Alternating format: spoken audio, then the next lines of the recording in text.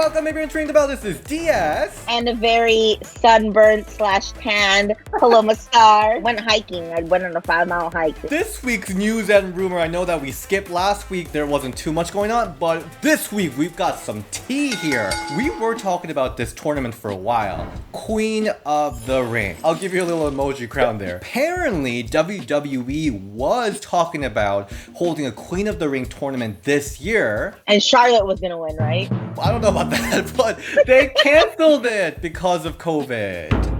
Sad. I know. So this is the news. A couple days ago, they were talking about Mae Young Classic and coronavirus and everything like that. I believe the actual idea for this year was a Queen of the Ring tournament, not Mae Young Classic, but that is now off due to coronavirus. If it weren't for COVID, I believe what you would have seen for this summer would be the Queen of the Ring tournament. Did they say anything about that they were going to bring in like people like from the Mae Young Classic? Were they bringing people from the Indies too? Or was it just going to be current talent? I don't think they really talked about that. Yeah, I still want Mae Young Classic to happen Me this year. Yeah. Me too. I don't see why they can't do it towards the end of the year, maybe. Yeah. If we do have Queen of the Ring, who do you want to see win? Charlotte. Nah. It would be kind of cool to see somebody like Naomi. Queen Flayomi. Yes, Naomi. Or Bianca Belair would be cool too. Oh, Bianca Belair. I don't watch too much men's wrestling. I think that's pretty clear at this point. What I thought the King of the Ring was kind of letting not top superstars, but like giving them a little more rub to become a top. Yeah, usually that's what would kick off people's big careers. Like, you know, Bret Hart won, Stone Cold won one, and then they all exploded. So that's usually what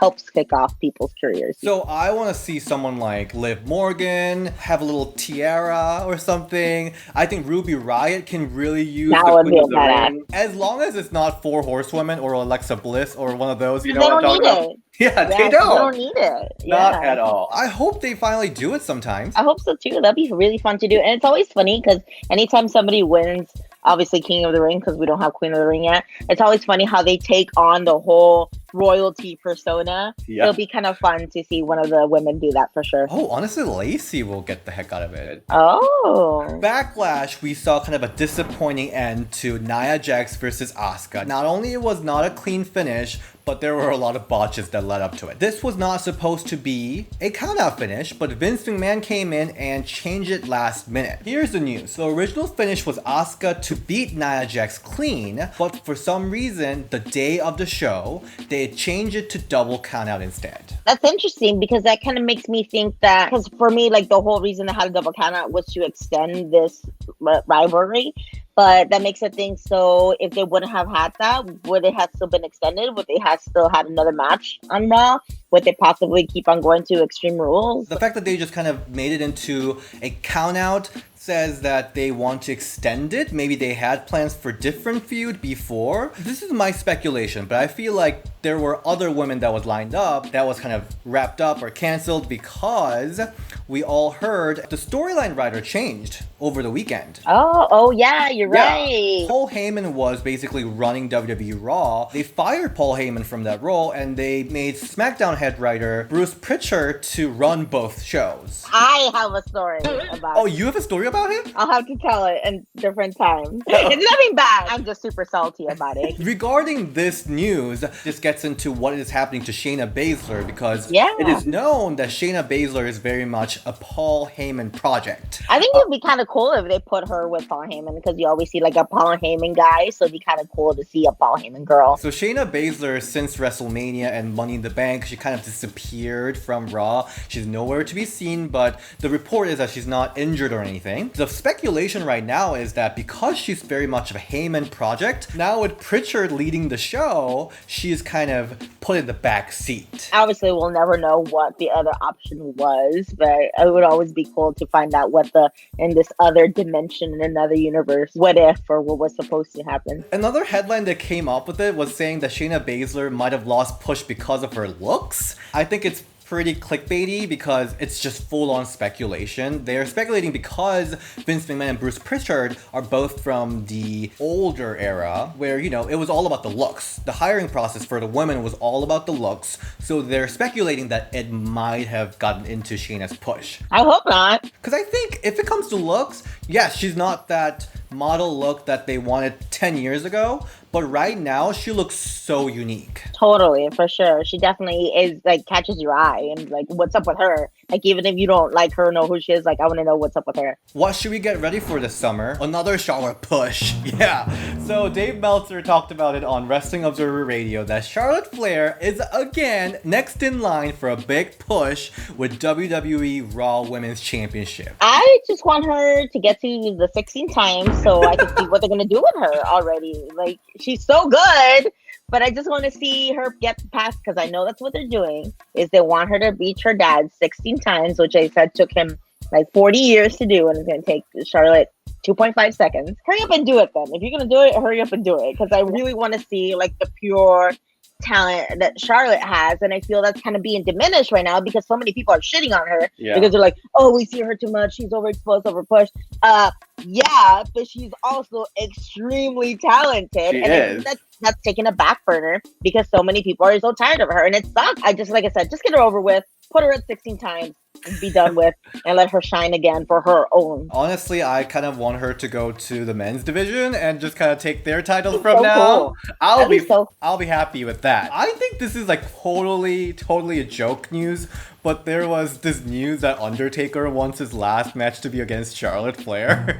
And I'm like, I'm not mad about it. Me either. That would be amazing. Oh my god. Kind of in relation to that news, Triple H also noted during the post-takeover interview that he does that the reason that she wasn't pinned instead of Rhea Ripley at the takeover main event by Io Shirai is because there's a storyline they're going to build for next 3-4 months. So I could see that. Did you see her Raw Talk rant? No. About how she's like, I don't know why people give shit to me when there's Nia Jax who was out for a year and she gets title match right away. Sasha Banks who took break and like takes title match right away. So kind of like attacked Sasha and Nia. I am the only person that shows up to work 365 days a year. I'm never sick.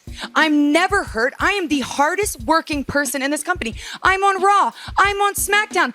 Hell, I do media for Fox and I'm not even on Fox. NXT. And then they send me to NXT. So it's the entitled people that get under my skin. It is the people that sit at home for a year and then come back and are in the title picture. And you call me entitled because I am busting my ass 365 days a year to be the best? No, it's the people like Nia Jax who come back and are in the title picture. It's people like Sasha Banks who take time off and then come back in the title picture, but I'm entitled? Damn, no, I didn't see that. That's crazy. Charlotte kind of did the same thing when she went right into the championship storyline during the SummerSlam 2018. That is true. So Charlotte, what you talking about? Now, with Matt Riddle from NXT getting a call-up, there is one female superstar that is rumored to get a call-up, and it is Chelsea Green. We do the same finisher. When I wrestled her, I had to be like, oh, okay, I guess I'm not doing my finisher then. But that'd be cool. I'm really interested. I want her to get called up. I think I would love to see her hot mess gimmick again because she did such a good job. Because I feel like a lot of people are scared to be that ugly or not society pretty character, but she does it so well. I really wish that would come over. I mean, Chelsea Green is just like full package. She's got the looks. Her gear is always slaying. Oh my god, that tutu she wears whenever she walks into the ring, I want it. I love her interactions with Robert Stone, to be honest. I'm kind of sad that was dropped. Oh my god, I was gonna say that too. I'm like, oh, I don't feel like it lasted as long as I feel like it should have. I feel like that could have. I mean, it's great heel heat, like for sure. Like having this like douchey manager is just adds another layer to it. But I think they got rid of him too fast. Robert Stone was dropped. Chelsea Green kind of fired him. People are saying that is kind of a sign that she will be finally moving up to the main roster. But we never know. She did get called up to main roster before, but that didn't work out. There's a video that WWE posted on them getting called up, and they're like crying, tearing up. This is my dream with Deonna Purrazzo, and look what happened. Oh no! So don't f it up this time. Everyone's talking about this on my Twitter. Tamina She was testing out another gimmick. Tamina posted on Twitter this video. So she has been posting videos on her Instagram, her having the counseling session over her anger management thing, and it, I guess, kind of escalated into her having like a full-on Firefly Funhouse. She's in like the mental institute. What's it called? Straight jacket. She was laughing. It was super dark. I love it. Nobody nice to me. Nobody nice to me. Shut up! I have to go now. The master's calling. I think it's always shows so much initiative from people who work on their gimmick and try to push stuff outside of what is required from them. Like if it's like doing extra credit or doing your homework, you know. Like remember when Zack Ryder was super over on the internet because of his YouTube show? Like you never know what's gonna work unless you do it. So I think it's awesome that Tamina is trying something new. I did see a lot of people say like, oh, she's gonna be Sister Abigail, but then they took the video down, right? Tamina later deleted this tweet. I guess this kind of concludes that WWE didn't really permit it. Maybe they're just waiting for the right time. I don't know. But also, what are we doing about it? We're talking about it. Maybe they totally did it on purpose and it's just like planting seeds and it gets people talking more and being speculation. But like, oh, what was that about? What did she do with it? Or maybe I'm just reading too much into it. I mean, from what we've seen from her IGTV build up to Money in the Bank, she's a lot more than what WWE wants to use her for. She's not just stern face, boring lady. She's so funny. She's got the comedy bits. She could do this more darker tone character. So she's trying to show us this, but WWE is the one that's blocking us from seeing that full talent. Let's go to Impact Wrestling for a little bit. So Impact Wrestling has been collecting some big names, starting all the way from Kylie Ray, and recently they just got the virtuosa Deonna Purrazzo show up on Impact Wrestling. She did this amazing armbar, Fujiwara armbar on Jordan Grace. It was so good. So smooth. Right? If you watched that interview with Deonna Purrazzo, the Ring the Bell fans would know what she was talking about. And WWE kind of like completely just put it aside. But she's sticking to it. She's really pushing it full force and she's going to bring that to Impact. And I think Impact is doing a better job showing that for sure. And I totally got it. Once I saw that interview, I was like, oh, I totally get what she was trying to portray. But I think that WWE might have thought that was too advanced for the fans to get. Sometimes I think WWE fans are not as intellectual and probably won't get stuff. But I feel like it was great when she explained it. I'm like, oh, I kind of love it because you don't really see that a lot from different characters, especially from women. So I think Impact is a great landing spot for her to be able to portray that and have a little bit more time, because I think that was a little bit needed more from WWE, giving her more time. But on top of her, there is some speculation that Tainara Conti or the Ty Conti might be joining Impact Wrestling, because Madison Rain answered a tweet from Gail Kim where she wants to see Ty Conti in Impact, and then Ty Conti was like, keep responding to the tweet. While responding to Deonna Purrazzo, she was like, hashtag team released. I mean, I actually think she would benefit from running around in the indies for a few years and then really getting her style, getting her wrestling down, but obviously she can't do that right now. Tainara would benefit greatly of just cutting her teeth in the indies, being on the road, wrestling shitty people, because even that makes you a better wrestler. And I don't know if she would do as good if she was just like dumped in Impact right away. But like I said, I know she can't do that right now.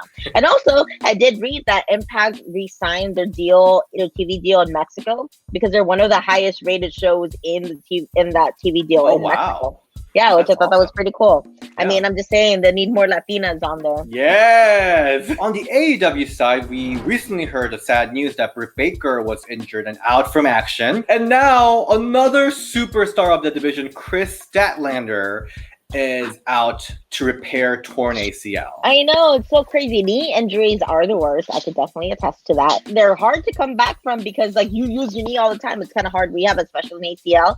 But I mean, that's like 2 big losses for the AEW women's division for sure. Hey, AEW, just saying. I'm here again. So this happened while she was diving into Kip Sabian. She said, I told you I'd dive on Kip again, and damn it, I did. But in doing so, I ended up with a high-grade tear in my ACL. Yes, I need surgery. Yes, I'll be out of the ring for a while. I'll do my best to still show up on TV as much as I can. I mean, it's very unfortunate. You know, never want to see anybody get hurt, especially like a bigger injury like that. But maybe this will be a good time for other AEW women to be showcased and be used. So whenever they do come back, they have other women that they could feud with and have great matches with. And lastly, we're going to wrap up this news and rumor episode with tribute to Chloe Wilson. I read that. Tori Wilson's dog, Chloe Wilson, just passed away, which is really sad because Chloe is the first and only dog WWE superstar. Oh, I know. Right? So cute. Chloe lived a really long time. Like 17 years. That's crazy. That's crazy. Let me tell you about the shiny resume of Chloe.